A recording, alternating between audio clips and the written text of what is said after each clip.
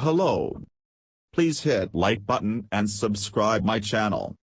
Also press bell icon for future video notifications. Thanks.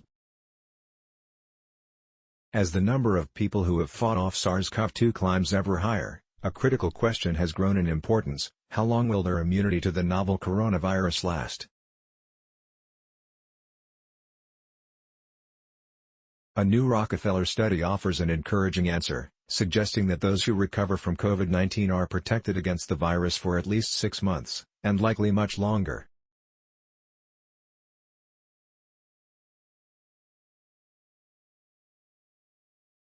The findings, published in Nature, provide the strongest evidence yet that the immune system remembers the virus and, remarkably, continues to improve the quality of antibodies even after the infection has waned. Antibodies produced months after the infection showed increased ability to block SARS-CoV-2, as well as its mutated versions such as the South African variant.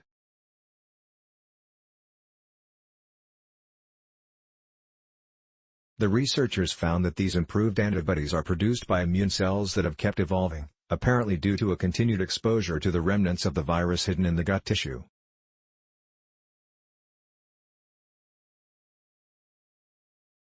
Based on these findings, researchers suspect that when the recovered patient next encounters the virus, the response would be both faster and more effective, preventing reinfection. This is really exciting news.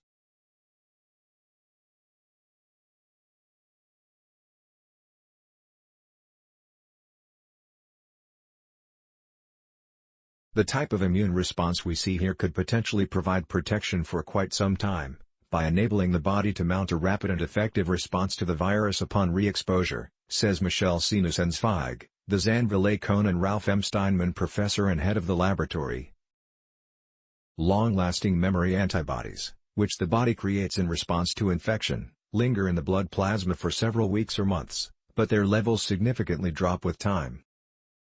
The immune system has a more efficient way of dealing with pathogens. Instead of producing antibodies all the time, it creates memory B cells that recognize the pathogen, and can quickly unleash a new round of antibodies when they encounter it a second time. But how well this memory works depends on the pathogen. To understand the case with SARS-CoV-2, Nussensweig and his colleagues studied the antibody responses of 87 individuals at 2 time points, 1 month after infection, and then again 6 months later. As expected, they found that although antibodies were still detectable by the 6-month point, their numbers had markedly decreased.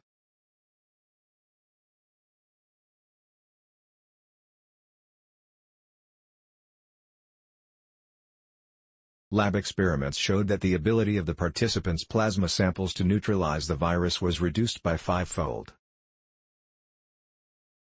In contrast, the patient's memory B cells, specifically those that produce antibodies against SARS-CoV-2, did not decline in number, and even slightly increased in some cases.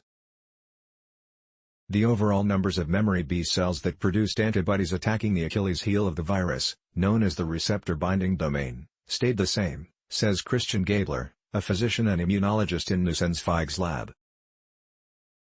That's good news because those are the ones that you need if you encounter the virus again. Viral stowaways. A closer look at the memory B cells revealed something surprising. These cells had gone through numerous rounds of mutation even after the infection resolved, and as a result the antibodies. Subsequent lab experiments showed this new set of antibodies were better able to latch on tightly to the virus and could recognize even mutated versions of it.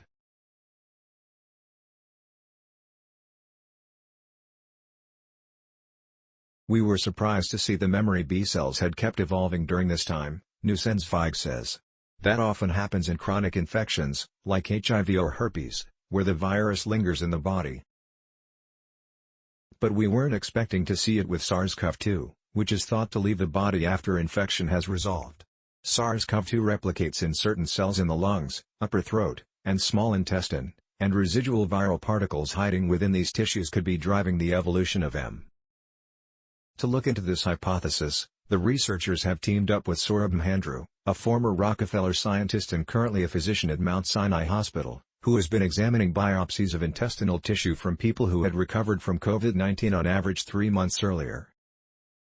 In 7 of the 14 individuals studied, tests showed the presence of SARS-CoV-2's genetic material and its proteins in the cells that line the intestines.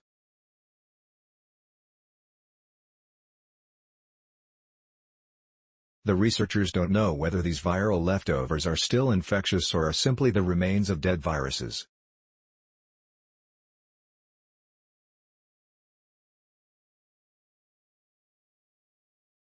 The team plans to study more people to better understand what role the viral stowaways may play in both the progression of the disease and in immunity.